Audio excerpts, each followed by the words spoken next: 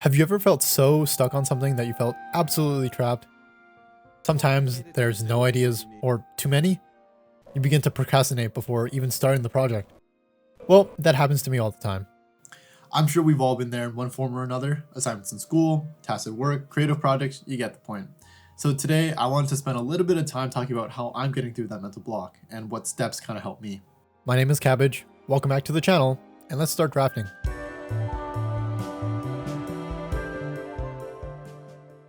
For context, a bulk of the creative work I've done and still do outside of this channel is in performance arts, and within that, I do a lot of K-pop covers.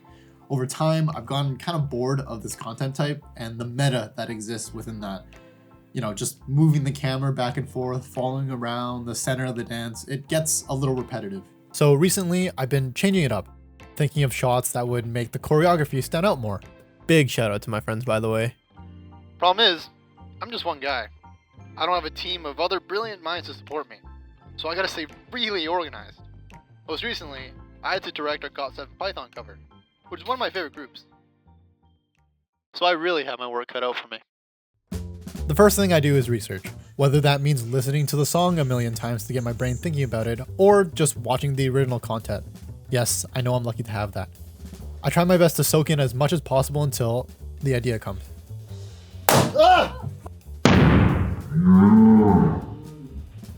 And when the ideas start to spill out, it's important to catch them. There's balloon bits everywhere. Oh my god. Oh, this is not a good idea. Which is where step 2 happens, documentation. I always keep some form of notepad or book with me in order to just vomit ideas out. Something I saw from another creator recently is the idea of the commonplace book, where anything is allowed inside purely for the sake of making your ideas real and tangible. And I think that's really powerful. This process can take a few days, bouncing between thinking of an idea and writing it down, but once I feel like I have enough, in this very rough draft, we move on to step 3. Like a house needs blueprints, a video needs a storyboard. A storyboard is just a visual guide to see certain key images or your entire project laid out. A roadmap with either all or some of the major landmarks you want to hit. For me, I knew that our dance cover was already going to include all the generic close-up and wide shots. So what was really important was to see all the special inserts that I was going to incorporate in our new version. There are so many ways to go about a storyboard. I used to use my iPad, just, annotating and taking screenshots, drawing stuff out. Right now I'm using Milanote for the added flexibility of kind of like this digital whiteboard feel. I get columns, to-do lists, I can still add pictures. It's cross-platform, which means I can use my phone, my iPad, and my laptop depending on what I'm doing. It's really up to you though, there's no wrong way to go about it. To be honest, if I was a better animator and sketch artist, I would probably be still using my iPad or even pen and paper. But, I have to work with what I got. Once you have something nice and organized, you're ready to share it with your team. For me, I usually have to communicate it with my dancers on location. And for Python, I sent it to both our shooter and the other dancers in my group before we even shot anything. This way, during our practice times, we could learn to do the dance in special ways so that it would be played to camera better, or we just completely ignored parts of the dance because we were going to insert something different. At this point, I could leave the prep work here, but I wasn't confident that the storyboard alone would communicate the ideas that I wanted, and wouldn't be enough to guide me on the day of shooting. Which is where we take it to the next level, prevising. You're probably familiar with prevising even if you're not someone who has done it before. If you've watched a behind the scenes video of an action movie, they always try to include a previs of the fight choreography in some kind of gym with the stunt team. In essence, that's what we're doing here too. We're dropping all the costuming, fancy cameras, movie magic, and we strip it down to just how we want our subjects and camera to move. For Python, I had my friend Josh come over, and we spent the whole night testing camera angles, movements, and dialing in exactly how the camera should be set up in order to make the storyboard come to life. Which, if you remember, is a draft of a draft to begin with. You got this, Josh. Sorry. 6. That was okay. Yeah, that's sick. No, but the idea is there, right? Yeah. Here we go. I like that. Yes, let's go. It needs contrast, so it needs A background. A background. I don't know what to do, bro. I'm painting a bigger picture here, but I hope you can see where I'm going with this. Prevising is especially helpful if you're trying to precisely time something within your video. Maybe it's something to music or some visual cue, because you can sit with your previs in the edit and make notes on what's working and what's not. In fact, I was able to cook up an entire previous cover for Python at the end of this process, which was already pretty creatively satisfying. A previs can also make a lot more sense to your team because you're now speaking a language that everyone understands. Sometimes my friends look at me like I'm crazy when I try to explain my evil schemes. I can't really blame them. Okay, so from the previs, we're almost done. I know, we're already on like draft cubed, but I think this last step is really important. The shot list. Once we know all the individual shots we need to capture, it's important to write them down, so that like a grocery list, we can get everything we need without forgetting anything, which can really save your ass when you have no reshoots or do-overs. And just like that, you've gone from absolutely stuck to something real.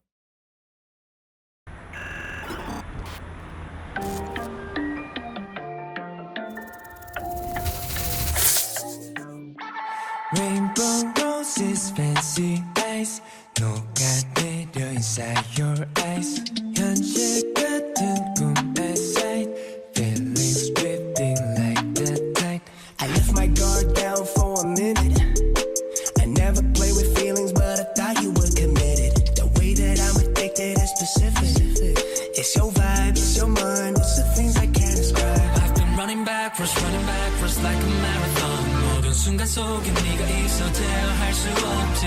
날개 그린 한단만이 자꾸 멋대로. No, I know I'm a icon. Watch me with the lights on, but she got a hold on me like a python. I don't wanna lose her, 'cause she was my future. Shot to the chest, I was falling for the shooter. I don't wanna have to let it go. I should move on, I know. I know I'm an icon. Now I've seen the lights up, but she got a hold on me like a python. I give you my time when I didn't have much. All of my feelings up under the rug. Torn the world, but I'm missing the one who held it down. Music's helping venting now. Broken glass, I'm bleeding out. Overseas, I'm selling out. Private planes, I got taste. I got 7 golden rings. My accountant call me up. Set the money, stack the space. What a snake with them eyes. I won't even try to lie. I wish I could let you go. I wish I could say goodbye. I've been running backwards like a marathon. 모든 순간 속에 네가 있어 대화할 수 없지. 날개 그린 한단만이 자꾸 멋대로. No, I know I'm a icon. Watch me with the lights on, but she got a hold on me like a python. I don't wanna lose her, yeah, she was my future. Shot to the chest, I was falling for the shooter. I don't wanna have to let it go. I should move on, I know. I know I'm an icon. Now I've seen the lights up, but she got a hold on me like a python.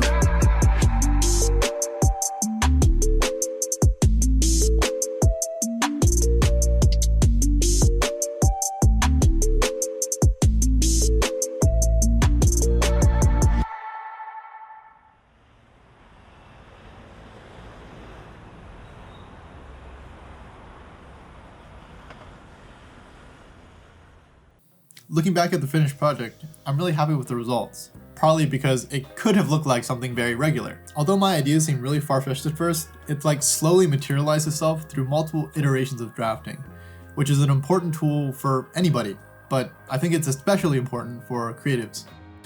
Would I do this for every project? It's hard to say.